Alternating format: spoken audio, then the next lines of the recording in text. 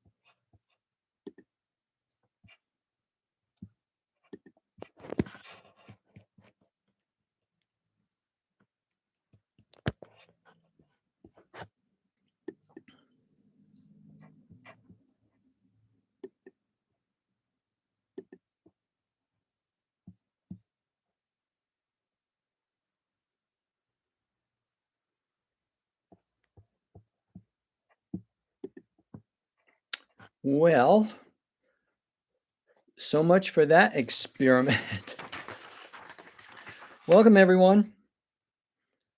I'm just going to excuse myself for a second, make sure things are copacetic.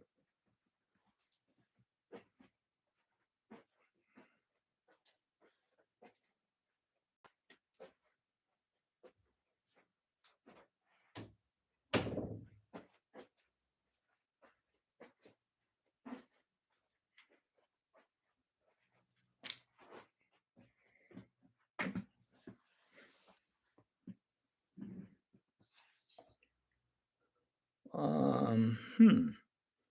I had a stack of notes which I left in the other room. I'm going to get it.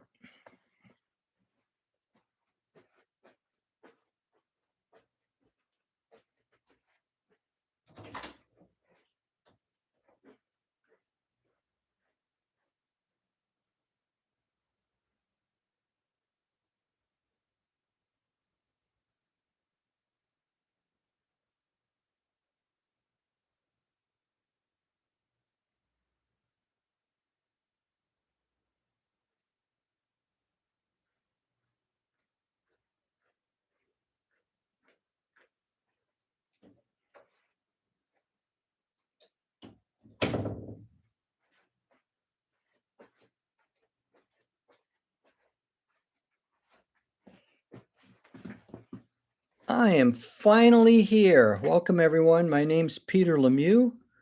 I am one of the live teachers for the Insurance Exam Queen.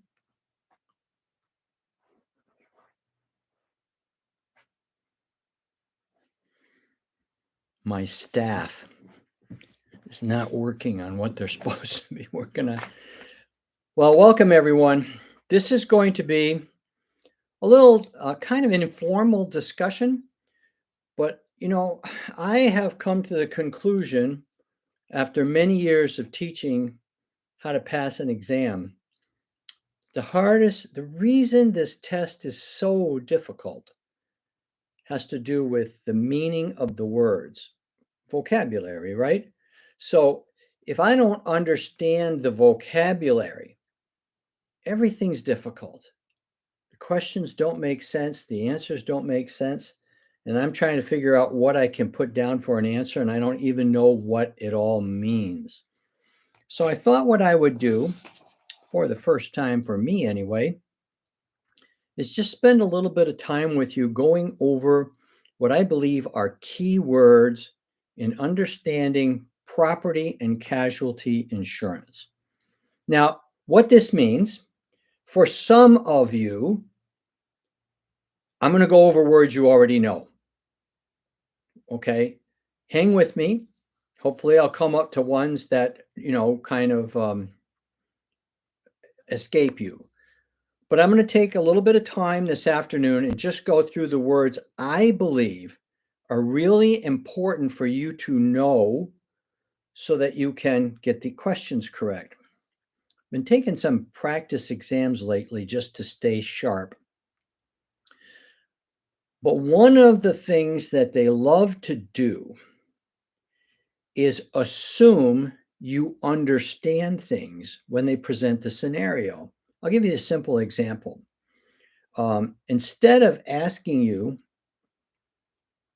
what is or how long a grace period is, what they will tell you is Charlie Smith had a policy he bought on January 1st.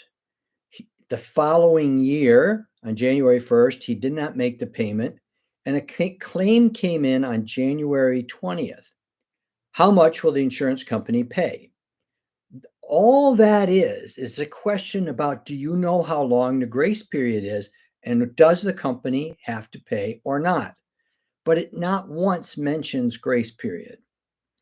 That's why understanding how these phrases work help us to figure out those scenario questions, and there are plenty of them. To get a scenario question right, you've got to have some basic understanding of where they're coming from and how the insurance company can react. So, with that in mind, hopefully something works that we can go over some words with you. As I stated earlier, some of you people are going to know a lot of these words. I do think it will be most helpful. I'm not going to spend 2 hours. So if you're worried about me interfering with your evening, that's not going to happen. But I strongly recommend you got some paper and a pen and write down words that and what I say about the words, or perhaps you just write them down so that you can look them up to understand them better. Now, again, some of these words are so fundamental, I assume most of you know them. But let's get started with the word risk. Risk is the possibility of loss, and risk exists all the time. We have risk right now. Here's a risk. My internet gets shut off. Boom, I disappear. Is that a loss? Yeah, we lose the class. That's always a risk. Okay. So we have to make plans. If in fact the risk comes true and I have a loss, how I'm going to deal with it. How am I going to deal with the fact I go to the store, walk outside, and I got a flat tire? We have the risk that our tires can go flat, but risk is just the possibility. Now, what we do with that risk is very important. And here's where it's important. If I don't want to handle that risk myself, I can go and pay an insurance company to take that risk off my mind. We'll just take the simple thing of a flat tire. If I'm just not capable of changing a flat tire and I don't trust myself, there are programs you can buy for road service that will come and fix your flat tire. It's a form of insurance, but all it is I transfer the risk as it exists to somebody else. What we can't do is transfer a loss. In other words, I can't smash up my car and then go buy my car insurance because that's a loss. You can't transfer a loss, you transfer the risk of a loss. So understanding what risk means is just kind of common sense, normal stuff. Well, let's talk about the word exposure. The way I explain exposure is a very popular phrase today is, it is what it is. Yeah, that's kind of what exposure is. When you present yourself to an insurance company to buy a policy, you are who you are. You can't change your age. You can't change your driving record, right? And you present this exposure, a certain kind of exposure to the insurance company that they will use to put you in categories so they can figure out the right weights. But we can't change our exposure. Our exposure is just, it is what it is. And the insurance company is going to put you in a unit of measure. For example, if we want to develop rates for seniors and you're over 65, boom, you're going to go in that unit of measure. But the exposure is who you present yourself as. Then we have a word called hazard. Some of you may have watched the golf this weekend. A hazard in golf is like a sand trap or water. It makes it more difficult for you to get a good score. That's what a hazard is. A hazard presents to the insurance company items that would make it more likely for a claim to occur. And we have three hazards we have to learn. One is physical, okay? If I want to buy life or health insurance and I'm 5'5" and I come in at 300 pounds, that excess weight presents a higher probability of claims than someone who doesn't have the excess weight, right? That's a physical hazard. In property and casualty, a physical hazard be um, there's no access to a fire hydrant from your home, or it's so far away, it presents a hazard. Or you have a home you want to insure that has a dead tree in it.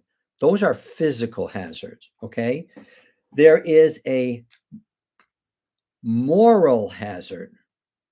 If someone is immoral, they're doing things that they ought not to be doing, okay? Let's just make it simple like that. A moral hazard is a person who has a history of doing things in a dishonest. Moral refers to dishonest people, which is why an arsonist presents a moral hazard to an insurance company when they want to buy fire insurance. That's a moral hazard. Our point here is not to say whether they can get the policy or not. That's not the question. I just need to know what a moral hazard is. A moral hazard is a dishonest person.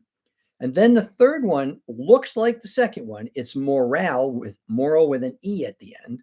And a moral hazard is different. A moral hazard is a what do I want to say? I'm looking for the right word. A person who doesn't have common sense, who is careless. That's my word. You know, when you get to a certain age, we're looking for the word sometimes is a little more challenging to you people. But careless. I am a careless person. We have a family joke that don't let dad put the dishes away because every time a dish has gotten broken, it was dad that did it. Now, why do I do it? I'm just careless. I'm not paying attention. I'm trying to get it done, and I'm just kind of almost throwing the things into the where they belong in a cabinet and clanking them together. And if you're careless, you're going to cause losses. So remember, moral is dishonest and morale is careless. I want to talk about peril. Peril is really critical, especially for you folks taking property and casualty. Peril is that which causes the loss. Now, what we know, thank you for all the nice things. I just looked at the chat box. What we know about insurance policies, they won't pay unless the peril that caused the loss is covered. Now, when you had to learn dwelling policies, they all had different perils that are covered. But in its simplest terms, if you had a life insurance policy, I don't care if it's for $1 million, and you break your arm and you go and put a claim into life insurance policy, you will find out you're going to get nothing. Why? It's not a covered peril. The peril in life insurance is death. Now, in property and casualty, depending on which policy you buy, things could be covered or not covered, right? In fact, that's a lot of what you study. What is a covered peril in the policy I study? And just got to remember, a peril causes the loss. And if that peril's not covered, for example, in homeowners, a flood damages your house, not a covered peril on a homeowner's policy. So you're not going to get anything from your homeowners on that. But we all studied hard and we know that there is another policy called flood insurance. And if we were smart enough to get that, then it becomes a covered peril on that policy. Peril covers the loss. Loss doesn't need much explaining. It's, what are we afraid of with the risk? We're afraid that risk will cause a loss. a loss is something coming down in value. In my simple English, it's something that probably is going to cost me money. That's the loss. It's going to cost me money to fix it or rebuild it. But that a loss is something coming down in value. Now, another phrase that's important, I don't know if it's necessarily on the test, but it's important to understand the whole process of insurance is based on the insurance companies need to take in enough money to pay all their claims, to pay all their expenses, and still stay in business. If you don't collect enough and you can't pay the claims, you're going to go bankrupt. You're going to get all kinds of lawsuits against you, right? And if you're not making money, eventually you're going to go out of business. So creating a rate is very, very important to whether insurance company is going to have success or not. Now, one of the things that concerns an insurance company, because they have data, how many fires are in the area, how many car accidents, they have a lot of data where you live. But something called adverse selection, where for whatever reason, the insurance company is taking on too many people of high risk. Now, that doesn't create a claim today, but if we have, let's make this one up. Let's, for discussion's sake, say the highest incident of car accidents are 16 to 19-year-old male drivers. I don't know if it is that anymore. Doesn't matter. Let's just say it is. And you, as an insurance company, know that you should be taking on about 5 to 7% of your business in those drivers. But because of the way you created the rates and things like that, you underpriced those people. And so we're getting a lot of them in business. 20% of our business is 16 to 19-year-old males. Now, eventually, we're going to have to pay for that because data comes true. We're going to have more claims than we expected. That's called adverse selection. Adverse meaning against my selection. Adverse selection is very dangerous to an insurance company. So how do they solve that problem? Okay. We solve the problem through a process we all know, love, and study called underwriting, where the insurance company assesses the applications and determines, are we going to charge an extra premium, lower premium because they got perfect driving record? Are we going to decline them because we just don't want to touch that person, right? They come to the decisions in the process of underwriting. So underwriting protects the insurance company from adverse selection. It seems I've seen a lot of questions on the exams where the answer is consideration. Consideration comes from something we studied early on in the course, that to have a legal contract, we have to have agreement, consideration, competent party, legal purpose. Good. I can recite the Boy Scout oath or something. I memorize that, okay? But what does it mean? It means simply in agreement, the applicant makes an offer and the insurance company says, okay, we looked you over, we can insure you. We are agreeing. But agreement doesn't insure you any more than if you went to buy a house and you made an offer on the house and the person says, I'll take that offer. You do not own that house yet. The critical step is consideration. That's why it shows up on exams. Consideration is both parties must bring something to get this contract live and working.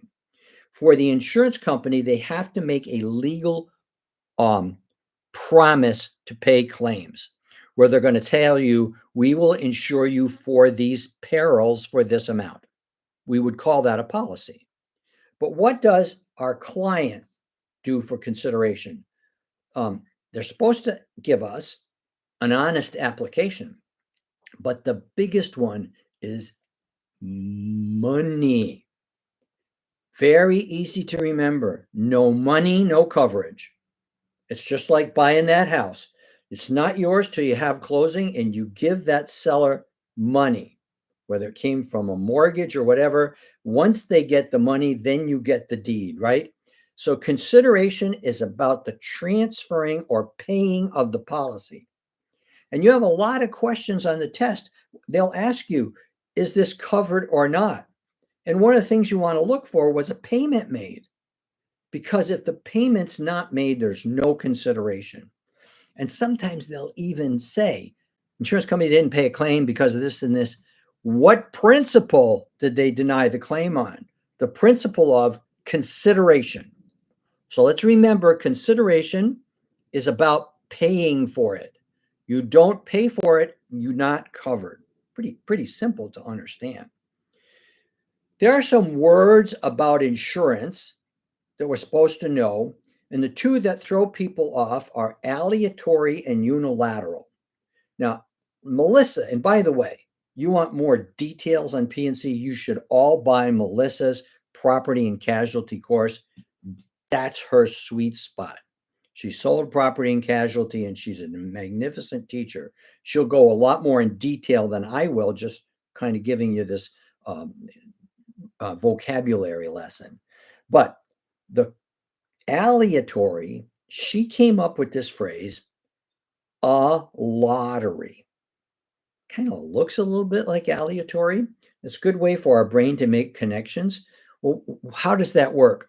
Well, in a lottery, you go and you pay $10, $20 to get this Mega Million card. If you win, your life changes. Okay? That's not an equal exchange. $20 for 500 million. Okay, that's an unequal exchange. Insurance, although not gambling, not speculative, but insurance is always an unequal exchange, which we call aleatory.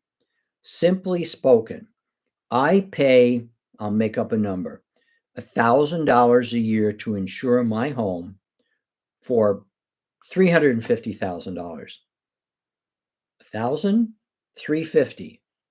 That's an unequal exchange. That's the nature of insurance.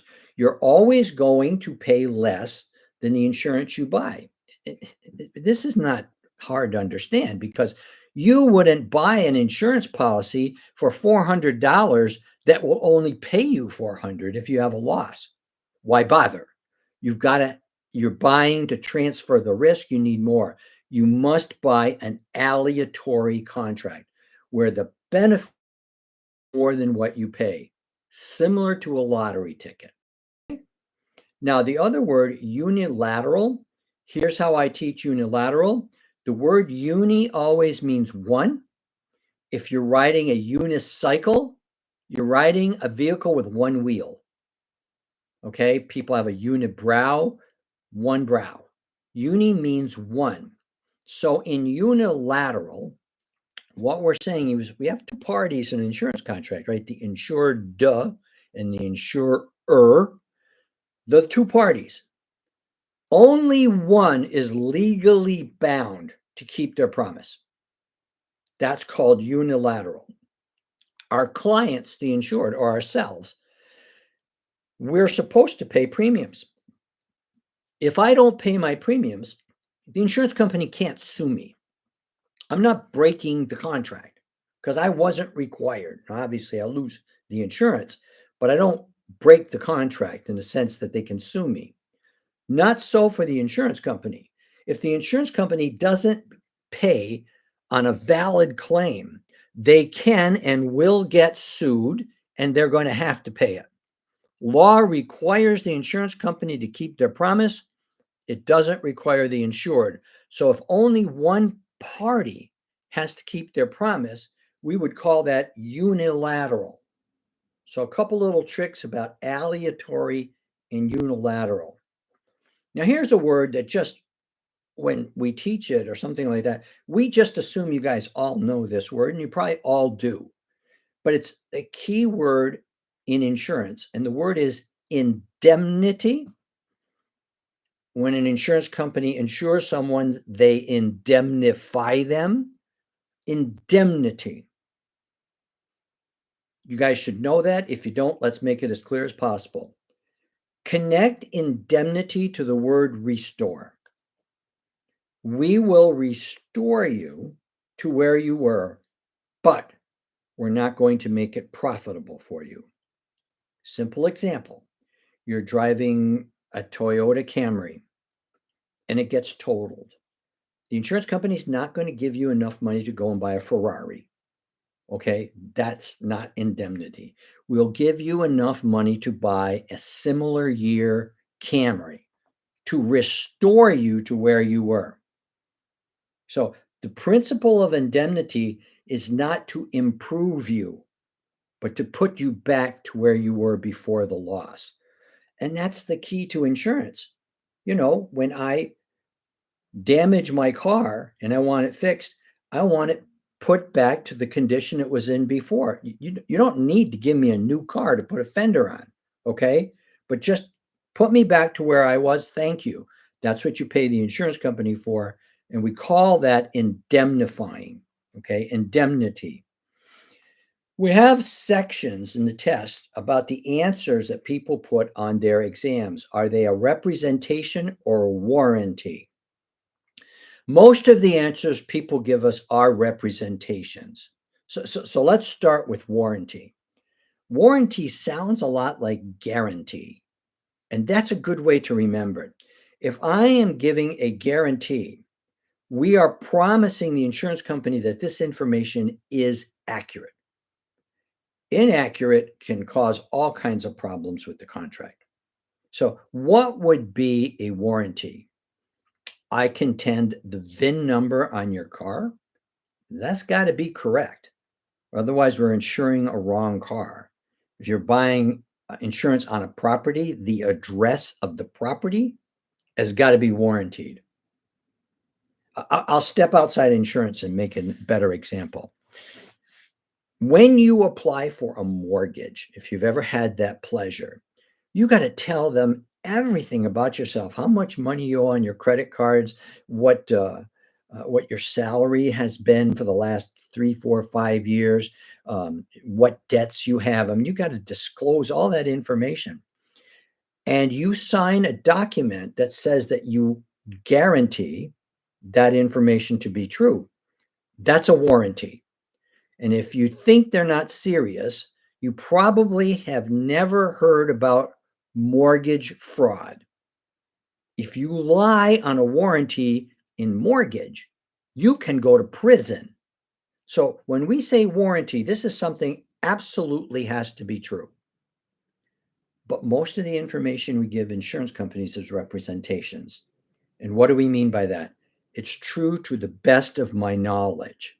Okay, so when's the last time you got a ticket? February 2019. I honestly don't know. Okay, but that's to the best of my knowledge, it was somewhere around there. And we'll take that answer, and you didn't do anything wrong because it's a representation. Okay. You have a life and health license. Well, that won't allow you to sell P&C. You got to get a P&C license. So you can sell life and you can sell health, but you can't sell property and casualty. So did I miss any other questions? I don't think so. Okay. Now, what was I talking about? Well, representations. When we answer insurance questions like that, the insurance company knows it may not be true. Okay. So they're going to run an MVR report on you anyway. But where there would be a problem is when there's obvious deception. Okay. I know that this insurance company is going to charge me more for any speeding tickets in the last 3 years. So I just tell them, no, I haven't had any. And you just had one 2 months ago. So there's no way you could have forgotten that. That becomes a material misrepresentation, which can fraud or negate your policy. But it has to be intentional deceit. If it's just like, I can't remember, or this is the best I could do. I had my tonsils out like 65 years ago. I don't know the date. The doctor's dead and the hospital's closed, okay? If they ask me if I ever had a surgery, I'll say, yeah, but God bless you as to knowing exactly. So I'll tell them I think I was 8 years old or something like that. Okay. So it's a representation is a best to your knowledge and answer. Warranty is guaranteed. So please lock into those two things. They could show up on your test. But even if they don't, it's just important to understand how insurance works, right? In property and casualty, we have, I gotta get a drink of water here. We got a couple of different kinds of losses, direct loss and an indirect loss. Now, I'm probably not going to say this entirely insurance accurate, but it seems to me like direct losses are property losses. So, for example, we're told in a homeowner's policy, loss to the building, the other structures, the contents, those are all direct losses. It's the property that we insured, and those are we've lost the what we insured. Indirect losses are kind of financial. For example, an indirect loss would be fair rental value. I'm a landlord, the house burns down or is damage to it, and all my tenants move out. I was cashing $6,000 a month in rental checks. Now I'm cashing zero. That's an indirect loss. Because the property burned, I'm now also losing my $6,000 a month income. Indirect losses seem to be more financial losses because of the direct loss. We have an indirect loss because there was a covered direct loss. So you want to, I don't think you're going to get a question that asks you to define them, but they may say to you, which of the following is an indirect loss? So I would just make sure you're not counting anything that's covered as property in the policy, because those would be direct losses. Okay. That's a little informal thing on my part. We also have policies that are named by perils. We have a named peril policy and an open peril policy. That's really fairly simple. A named peril policy would be like our DP1, DP2, HO2. Only certain perils are covered. So that would be named perils. You're going to get paid if a named peril causes the loss. An open peril covers all perils. Now, that would exist on a DP3, HO3 on the building, where you would have open peril. But right now, I'm not teaching the difference in the policies. I just want you to know what the difference between open and named is. Named is more restricted. We're only covering these named policies. Open is we're covering all of them except exclusions. And you by now should know what are common exclusions. War, intentional loss caused by the owner. You can't burn your own house down. And there's a list of them that are just excluded on all policies, right? That's not what we're talking about. We're talking about, except for the common exclusions, open peril covers everything else. As someone buying a policy, wanting to have good coverage, open peril would be more appealing than a named peril, which may not name how I lost, got damage to my house if it's not a named peril. But that should be easy to remember. Now we have a word called subrogation. There's a nice formal explanation of subrogation, and most of you who've been studying hard probably got it all figured out. I'm going to explain subrogation how I understand it in the Lemieux house. Okay. When my son was a young boy, my wife and I were in another room. He was in the kitchen, and suddenly we heard a crash. And we came into the kitchen to find out that while he was practicing with his lovely lightsaber, he hit mom's favorite vase, crashed to the floor, gone. Okay. So I instituted subrogation on him. I told him, okay, that's your fault. You've got to repair it. So here's how this is going to work. I am going to go out and buy mom a replacement vase, but you have to pay me for it. I paid something I wasn't responsible to pay, but just to keep peace in the family, and you don't have the money yet, I'll do that. But you owe me from your allowance till that's paid off. That action is subrogation. I collect from the guilty party something they were responsible for, but I ended up paying it. Now, how does that work in an auto policy? I had a car accident. The guy hit me, was fully responsible. His insurance company was just taking their time, and I need my car fixed. So I contacted my insurance company. They fixed my car on my policy. Okay. It wasn't their responsibility. So they then subrogated against the guilty insurance company and got payment. That's what subrogation is. So if you can remember my son in the vase, you got subrogation. We have to know the difference between actual cash value and replacement costs. Now, what you've got in your building coverage, your homeowners and your dwelling policies, all the buildings are covered on a replacement cost basis except the dwelling policy one. The lowest level policy only covers the dwelling for actual cash value. But all the other buildings are covered on replacement cost. So what's the difference? In simple terms, if I have damage to my roof and it needs to be replaced, on replacement cost, they just replace it. They replace it with new materials, right? At today's cost. That's replacement cost. If I had actual cash value on that roof, the insurance company would come out and say, well, $10,000 roof, it's 10 years old. It's only worth $3,000 now. So I'm going to give you $3,000. That's the actual cash value of what was on your roof. That's a problem because where can one go buy a used roof? Okay. So we want as much as possible to have replacement costs on our buildings. You won't get it on the DP1 because that's actual cash value.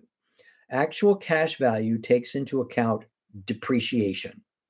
It was worth that when you put it in, but it's not worth that now. Now, most damage to our autos is actual cash value.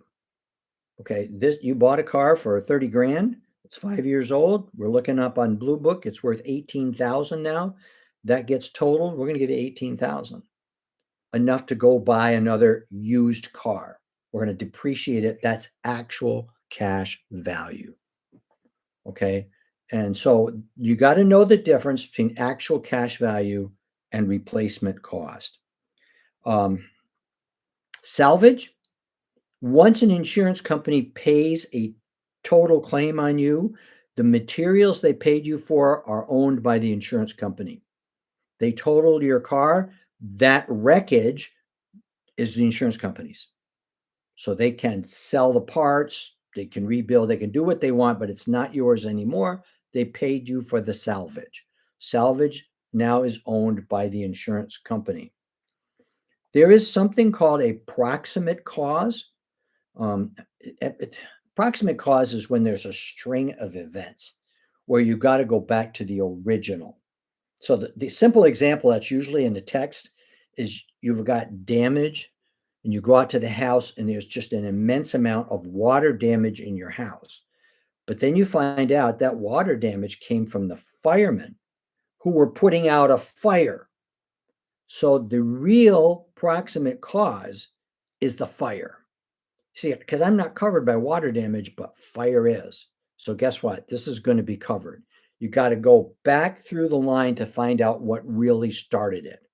That's what they mean by proximate cause, when there's a series of things. But why is that water there? Because it was a fire.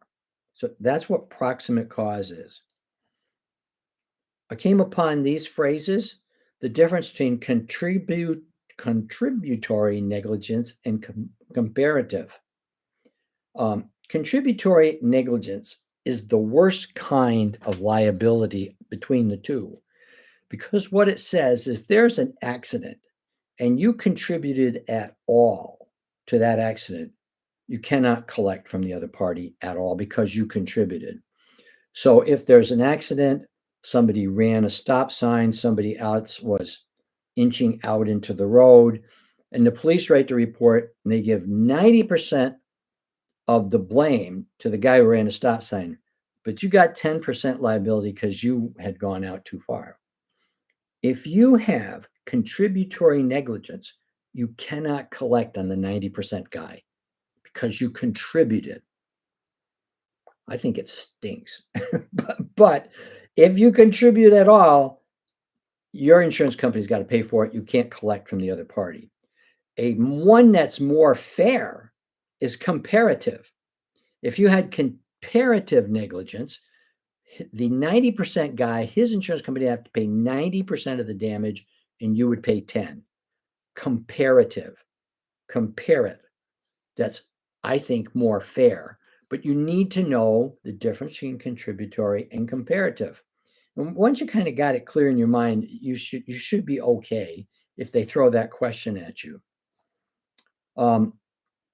I promised you a short class, so I'm going to, I'm just running through some stuff. I'm not teaching you a whole property casualty course. That's Melissa does that.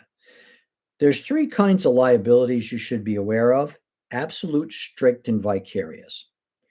Absolute liability is just the nature of what you do. Okay, so if I have a painting company and we paint homes, and I go out to paint guy's home, some wind comes up and blows some paint from me on a neighbor's home. That's absolute liability because I'm the professional painter and something was wrong. It's on me. I got to fix that. Okay, it's because of what I do. Strict liability is products. You sell or manufacture a product, somebody buys it, and in using it, they suffer a loss. The person who sold or made the products got a strict liability. It protects products that are sold to the public. Okay, that's strict liability. And then the other one, the last of the three, is vicarious. Vicarious means somebody else did it, but I was responsible for that somebody else. Could be an employee, could be a child. Okay, if your kid is out there playing baseball and chucks it through the neighbor's window, my homeowners has got to pay for that. That's vicarious liability. I didn't do it, but somebody I was responsible for did it. So vicarious liability is an employee or a dependent does damage, I have to pay it. So make sure you're clear on absolute, strict, and vicarious liability and what they mean. Now, I missed the test question on this one, so I'll share you with it.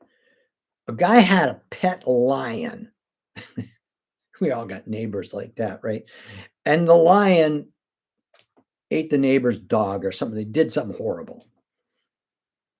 What is that? And I said, it's vicarious. The lion's my pet under my control. But when it's an extreme, okay, like a lion, it becomes absolute. Okay, if it's an extreme rare risk, it becomes absolute. A swimming pool would be absolute. Okay, any damages done to anybody at your swimming pool, absolute liability. And remember, liability does not cover us, the homeowner or the family. It doesn't cover the insureds. Liability covers damage done to other people by the insureds. So don't get confused with that. My kid slid down the banister, broke his arm. Can I collect? No. Liability pays damages to other people. Okay? Now, the difference in auto insurance between an aggregate limit and a split limit. Split limits seem to be the most common types of auto policies where you got a policy is going to be um, 25, 50, 25. Hike. It sounds like a play in football. What it is first 25 is bodily damage to one person. 50 is total bodily damage if several people were hurt. We won't pay more than 25 to a person, and we won't pay more than 50 if there are several people who have bodily injury. And the last 25 is property damage, where you split up the coverages, different coverages for different situations. That's why we call it split. And you need to know and understand those three things I said. But if you had an aggregate policy, you would have a policy that would just say 75,000. Doesn't matter if it's bodily injury, one person, seven people, property damage, we'll pay any of it up to 75,000 and then we're done. So if you didn't have any property damage, you damage one person for 50 or 60,000, aggregate policy would cover that. But they won't go over the aggregate limit. Aggregate limits and split limits are per occurrence. I have an accident, the insurance company pays out, 3 months later I have another accident, we start all over again and you have the full amount. Okay, it doesn't decrease the amount of coverage you have for the next accident. So that's important. Let's talk about the difference between a primary and an excess policy. Where we have primary is when we have two coverages and one policy is primary and the other one comes in secondary to pick up what the primary didn't cover. The secondary one is kind of like a supplement. It's all on the primary. But once the primary has paid everything, if there's still more stuff to be paid, then the secondary will pay. The other way to handle claims is, I think I said this wrong. An excess policy actually works the exact same way. That's why I've got to correct myself here. I buy an excess policy if I don't have enough limits. When we meet my limits, for example, liability, my homeowners covers me for 100,000. I don't think that's enough, so I buy an excess policy. And once the 100,000 is met, my excess kicks in, excess liability. So how did that differ from primary and secondary?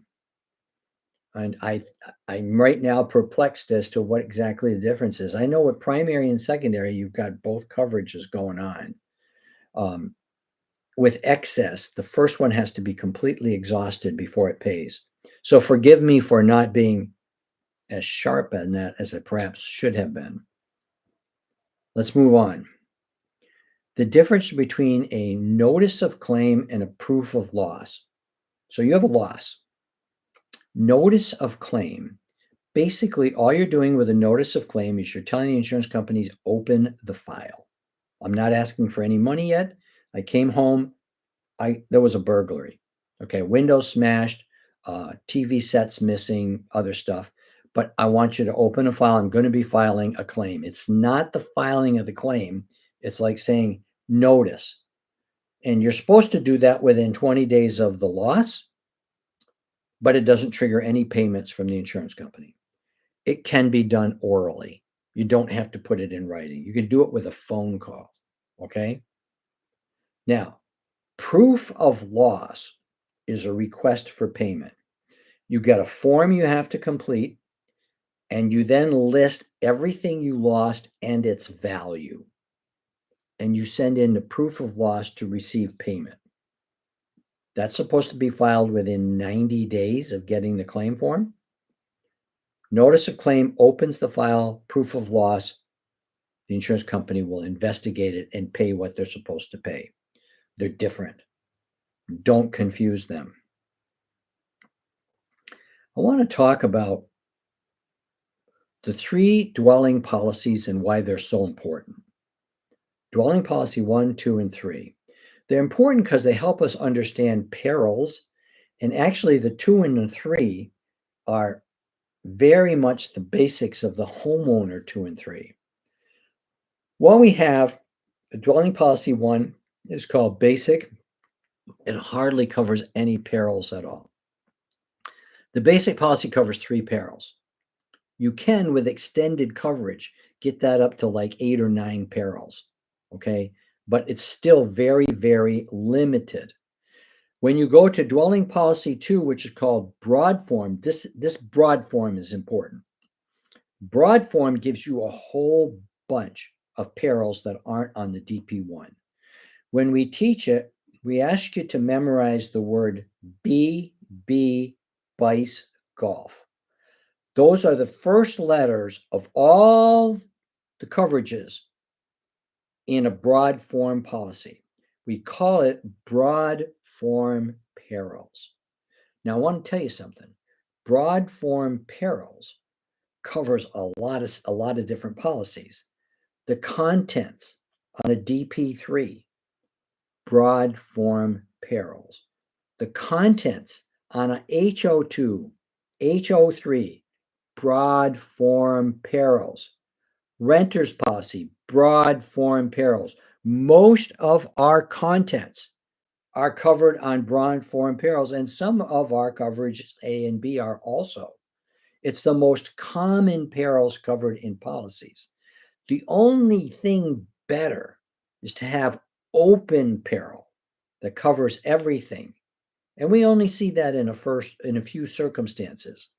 That's why learning about a DP1 and a DP2 and a DP3 and the language of the perils like BB bice golf are so helpful in understanding how the homeowners policies work also. So if that's not real clear to you yet, I would ask you to please revisit that and try to get that clear. Listen to Melissa's tapes on dwelling policies. It sets the table for understanding homeowners policies. I want to mention 2 different coverages on a dwelling policy: fair rental value and what's the other one that's just escaping me? Where you can go and stay in a hotel. It'll come to me sometime before midnight. They are D and E on a dwelling policy. Okay. To a landlord who buys dwelling policies, most landlords care about A and D. A is the dwelling, my building, and D is the loss of rent. Okay. That additional living expense. Hey, before midnight, I got it. Additional living expense is only going to dwelling policy if the owner lives there and he has to go to a hotel, because it does not going to pay for the hotel of tenants. On a homeowner's policy, both are important. Additional loss of rent is not as common on homeowners because a lot of people don't rent out their homes. They could, but that additional living expense is very important. I taught a class in Colorado, and half of my class anyway, lived in an area that had bad forest fires the year before, and all of them used additional living expenses. They went to a hotel till the house was repaired. Okay. Now, what happens though when we get to homeowners, we take fair rental value, additional living expense, and merge them, weld them together in coverage D, loss of use. So what was 2 different coverages in dwelling policy are merged into loss of use on a homeowner's policy, where we include fair rental value and additional living expense under one letter, coverage D. Dwelling, it's D and E. Be clear on that. They're very, very important coverages. I got confused when I was studying because I get easily confused. For some reason, I had a mental block on commercial auto between a hired auto and non-owned auto. Okay. I just said, when I rent a car, it's a non-owned auto. not an insurance, okay? Hired auto is what you think it is. It's Enterprise, Alamo, just renting a car, and the car's covered as a non-owned auto. I mean, as a hired auto. See, already I'm messing it up. When I mess things up, I have insurance. You can't sue me. Whenever there's a problem between what a teacher tells you and what's in your book, believe the book, because that's where the test questions come from. But I want to talk about this non-owned auto. That is where an employer asks his employees to use their cars. For example, a salesperson goes out using his car. If he's working for the boss man, that's covered under the commercial policy as a non-owned auto when employees are using their own cars. So is this a big deal? You can pass the test without knowing hired and non-owned autos, but I just wanted to bring it to your attention. Another one is the difference between collision and comprehensive. So collision is a car crash, okay? That's what it is. Cars run into each other and they have a car crash. I've got notes on this. Here it is. Comprehensive is like a passive loss to your car. So let me give you the written examples of comprehensive. Falling objects, fire, theft, earthquake, windstorm, hail, vandalism, and contact with animals. It seems to me that all of these, except contact with animals, the car is sitting still and it gets damaged by things hitting it. So what about the birds and the animals? Why isn't that a collision? I think it's the intent of the insurance company that no one drives down the road looking for a deer to hit. Okay? We assume the deer or the bird ran into your car. And that makes it comprehensive. What's collision? Collision's a car crash. When you and another car crash into each other, excuse me, your car could be stationary and somebody driving fast crashes into it. That's not comprehensive. But Peter, my car was sitting there. No, that's a car crash. Okay. That's going to be collision. Car crashes are collision. So let me give you an example. Hopefully this helps you. Car and tree. If I'm backing my car up and not paying attention and I run into the tree, that, my friends, is a collision. I was driving and I drove into a tree. Okay. However, my car is parked and a dead tree falls on it. That's comprehensive. Still car, still tree, but they could be covered differently depending on the circumstance. If the car is in motion or is hit by a car in motion, we have a car crash. That's going to always be collision. Comprehensive is more passive, if you will. So, is there other important stuff in your vocabulary for property and casualty? Absolutely. There's a lot more stuff. You're not taking an easy exam, but I would at least want to spend a few minutes with you without keeping you all night and go over some fundamentals. I mean, there's other stuff that you're just going to have to get clear. Occurrence and claims made is a concept in commercial theft policies. Melissa is our go-to on property and casualty. Okay, she has a whole gold package that you can. It's the best buy on the market. You can learn from the best teacher there is for like under $100, I think, and she'll teach the whole course to you. It's absolutely wonderful. So please check out Melissa, Insurance Exam Queen. Look at all the stuff we have available to you. And my name's Peter Lemieux. I teach live classes, and hopefully we gave you a few things today to clear up some questions. Now, you're not allowed to talk to me in these live things, but if you want to right now, before I sign off, write a question on the chat box and I'll do my best to see if I can help straighten some things out. Any questions you guys want to ask? By the way, if you're leaving, thank you. Thank you for coming. Appreciate it. Subscribe, super chat, whatever you can do to tell us that you liked us is wonderful. I see there's a lot of likes. That's great. So, what questions do you have?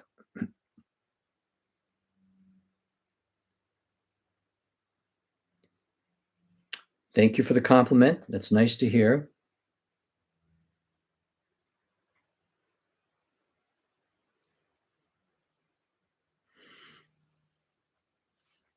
Well, I want to thank all of you for coming.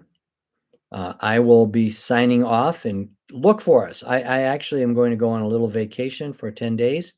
I'll come back to teaching live classes the week of February 24th, and they'll be listed. I'll list the classes I'll teach live, and feel free to join up anytime. So thank you for coming. And if we can help you, okay, pro rata. Thank you. See, I got a question. This is overtime. I get overtime pay for this. Pro rata, in the language of Peter, means fair share. Everyone pays their fair share. Now, pro rata is Latin, and it's something like it's in proportion. In simple English, it's fair share.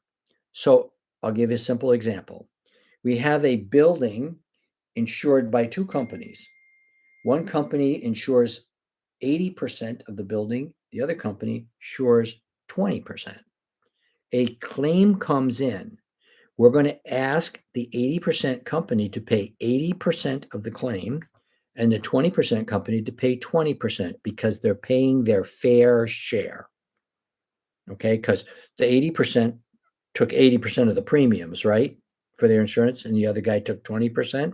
So they're going to pay what's fair. That's what we call pro rata, two companies each paying their fair share.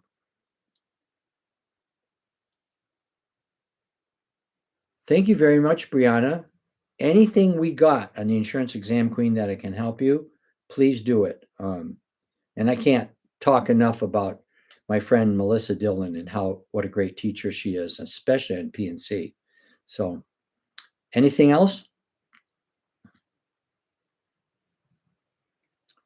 We have one goal, Insurance Exam Queen, help you pass the exam. So let us help you and let's get this done. Okay. So thank you all for coming. Stay safe, stay healthy, and study every day. Study something every day. No, I think what you may be referring to with the 80% has to do with co-insurance, because that's more commonly where we use I just made up 80-20. That could have been 60-40. Simply, it could have been 50-50, but that doesn't make my point. There's a co-insurance requirement when we have a building insured on replacement cost, okay, which is almost all of our buildings, only the DP ones not following that. So I have a replacement cost. I'll just make a simple mathematical example. A building replacement cost is $100,000, but I don't want to buy $100,000 of insurance. I don't believe I'm going to have a total claim. I only want to buy something smaller, keep my price down. On a replacement cost policy, you must insure it for 80% of the replacement cost. So I could take the $100,000 building, insure it for $80,000. And if a claim comes in, because I met the 80%, the insurance company will pay the whole claim, but not more than $80,000. But if a claim comes in for $15,000, they just pay the whole thing because I met the co-insurance requirement. Now, here's the challenge. Mr. Cheap Guy doesn't want to buy $80,000. He only wants to buy $60,000 because he can't envision a big loss.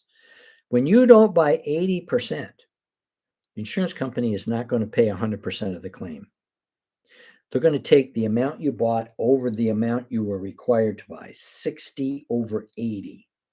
Now, you don't have to follow my math, but that's 3/4. So when a $10,000 claim comes in and you only bought 60,000, they're going to give you $7,500. Hey, it's only 10,000. I bought 60,000, pay it. No, you were supposed to buy 80 and you didn't. So we give you a percentage of what you bought over what you were supposed to buy, which was 80. So the 80% is important when we're insuring the dwellings and the property on replacement costs, which is most policies. You have to buy 80%. If you don't, it's not like we're not going to pay claims, but we're not going to pay 100% of them. So that's what that is. That's coinsurance.